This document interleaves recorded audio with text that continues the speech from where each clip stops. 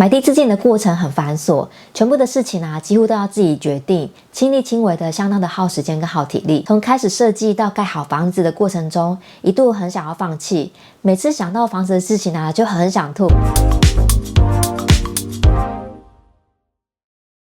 こんにちは、ミス晴晴です。今天要来跟大家分享一个我人生中超级无敌大的挑战，那就是在日本买地自建。听起来很梦幻，对吧？但实际上可是地狱级般的繁琐过程从开始设计到盖好房子的过程中，一度很想要放弃，每次想到房子的事情就很想吐，然后也曾经出现过后悔的念头，但头都已经洗下去了嘛，总是要洗完，只能够硬着头皮往前冲了。在日本打造梦想一户建的住文住宅呢，这个过程到底有多繁琐呢？先问大家一个问题你觉得买地自建是应该先找土地还是先找建商呢？台湾的买房习惯是买现成屋直接入住，很少部分的人呢会拥有自己的一块地，再找统包来盖房。日本跟台湾有点不一样日本的一户建呢，约莫有一半的比例呢是住文住宅，那住文住宅呢就必须要有一块地跟盖房子的建商，然后会有两种做法，一个呢是先找建商 house maker 或者找公务店，然后再来找土地。另一种呢是先找土地再来找建商。那先找建商再找土地的优点呢，是建商对找土地这件事情会比较熟悉，可以一边帮你找土地，一边计划建筑的方案，这样子会比较有效率，那也不会超出你的预算。那缺点呢是，即使你已经喜欢这个建商的风格了，但是要盖出那样子条件的土地会比较有局限。而且最大的风险就有可能你在找建商的同时，条件比较好的土地就被抢走了。相反的，先找地再找建商的话，优点是可以确保买到心仪的土地，那不用怕在选建商的时候就被人家抢走。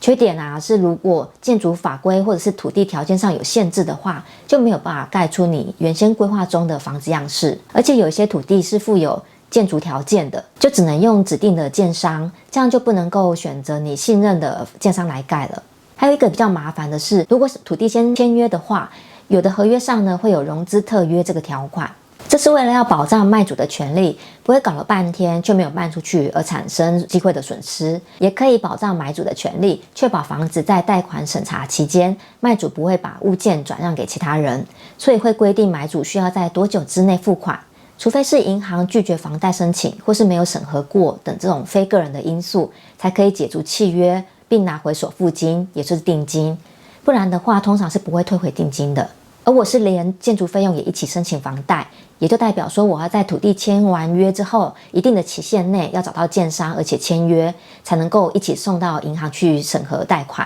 所以等找到土地再来慢慢看建商的话呢，时间上会非常的赶。当然也可以先申请土地这个费用的贷款，只是之后要再申请建筑费用的贷款，还要再重新跑流程一次，这样子会比较麻烦。如果你比较注重建商的设计风格或是格局的话，那就要先找建商，再找适合盖出那个房子的土地。如果你是注重土地的位置或是居住环境的话，就要先找适合的土地，再来找建商盖房。当然能够同时进行是最理想的，可是时间是很有限的，那同时进行的难度会比较高。那如果是夫妻的话，可以分工合作，一个负责找土地，一个负责找建商，这样子就更完美了。而我呢，是花了2个月的时间，找到带有50年建筑物的土地，打算打掉重盖。那土地签约后，又花了3个月的时间才决定好建商。原本融资特约是要在土地签约后的2个月就要跟建商签约，而且要通过房贷的审核。但是我实在有很严重的选择障碍。原本内心已经决定好的一个建商呢，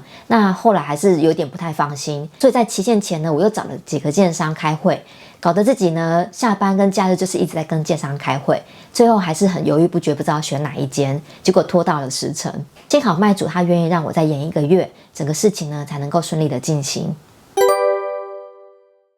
台湾大多是水泥结构，所以盖房的时间通常是几年起跳的。日本的木造房从找地到盖好房子，其实只要1年左右的时间而已。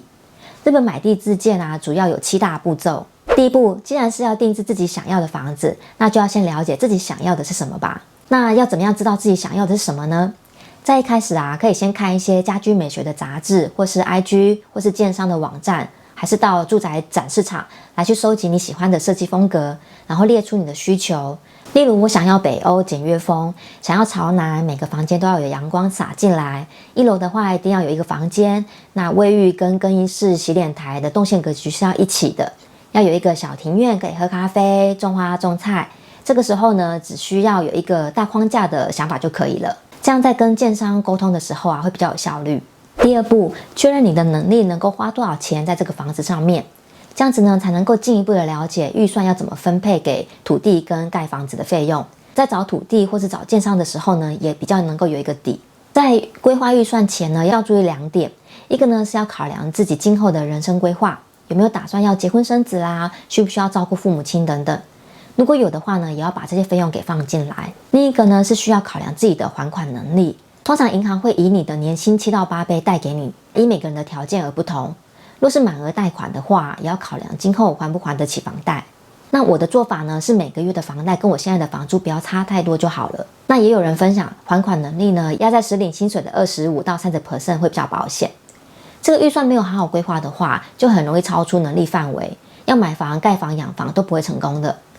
有多少钱做多少事，不要小孩子开大车哦。如果不清楚自己能够贷多少的话，可以呢先找一个建案，然后请房仲或是拿资料给银行进行卡利信撒，也就是事前审查。那有些房仲呢也会要求你进行事前审查，才能够认你这个斡旋，知道你的条件是买得起的，比较愿意卖给你。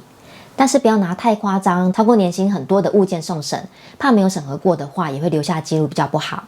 第3步就是找土地、看房，然后签约。可以先找土地，再找建商，也可以先找建商，再找土地。那因为日本地震频繁嘛，所以我是以居家环境安全为优先，自己呢先去找比较稳、不容易土壤异化的土地。那基地是安全的话，房子要怎么盖，需要盖什么样的风格，对我来说都不是太大的问题了。第4步，找建商开会，决定建商。选了几间建商开会，然后讨论大概的格局设计跟设备。等建商提出空间设计方案跟报价之后，就可以来选定建商进行签约了。选择建商的时候啊，有一个小陷阱，有些建商啊会催你先签约，然后让你用平面图去申请贷款。可是，一旦申请贷款之后，就很难换建商了。到时候呢，在讨论细节时呢，才发现这个建商不好，不想要让他做的话，已经来不及了。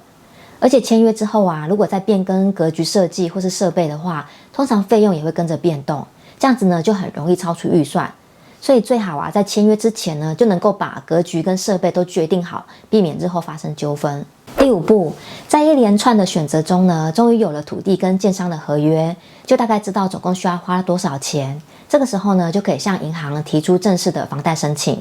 这个过程啊也很麻烦，因为你要先通过事前审核，确认没有问题后呢，才进入正式审查，然后就是一连串的缴文件、签约盖章，还有漫长的等待。当贷款呢打入账户的时候啊，看到户头里出现从来没有过的这个数字，真的是会有一种中乐透的错觉。那银行啊也会特别交代你不要花掉，然后到了土地跟工程付款期限前呢，行员就会直接从账户把钱转过去。第2步，土地有了，银弹也准备好了，接着呢就是让建商去把房子给盖出来。像我这一次啊是买50年的老房子，所以我的案子啊是需要先进行拆除工程。拆完之后呢，就会进行地震祭，类似像台湾的动土仪式，然后开工做基础大底、上梁、配管拉水电、贴壁纸地板，然后做外墙啊、做内装、安装设备等等。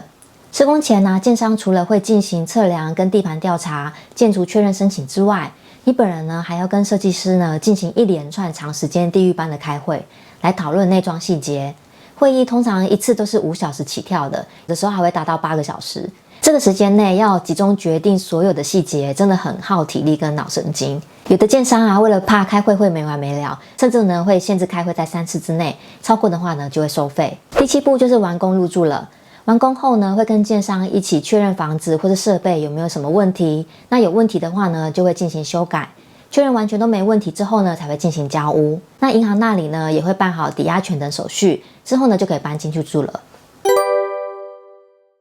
你是属于那种慢慢看、慢慢比较的人呢，还是立马下单的人呢？这里偷偷告诉你哦，可以顺利买地自建的秘诀啊，就是设定时程目标，在短时间内决定物件。先想一下自己什么时候之前要搬家，再往回推每一个步骤所需要的时间。通常从想要盖房到完成，大约会花费1到1年半的时间。例如，我想要在2025年5月租约更新前搬家，那就往前推1年半，在2023年11月我就要开始找房子了。而且一旦决定要买房，最好在3个月内选定物件，半年内呢完成购物的流程。一直犹豫不决的话，是永远买不了房子的。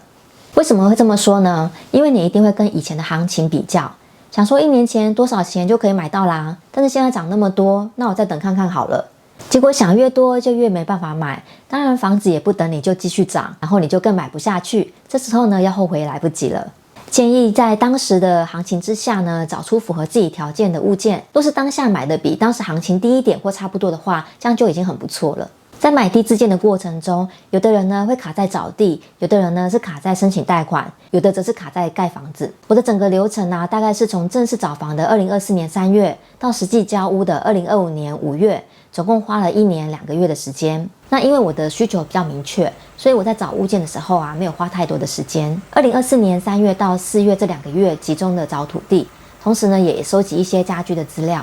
5月上旬呢，土地签约之后，5月到7月花了3个月的时间才决定建商跟格局设计。到了6月中呢，开始找银行送资料，9月上旬呢才通过审核，这样子也花了2个半月。然后建商在9月呢就开始做现场探勘跟地盘调查，同时呢我在9月跟10月这2个月的时间，到了各个设备的showroom见学，同时呢也跟设计师密集的开会来决定所有的细节。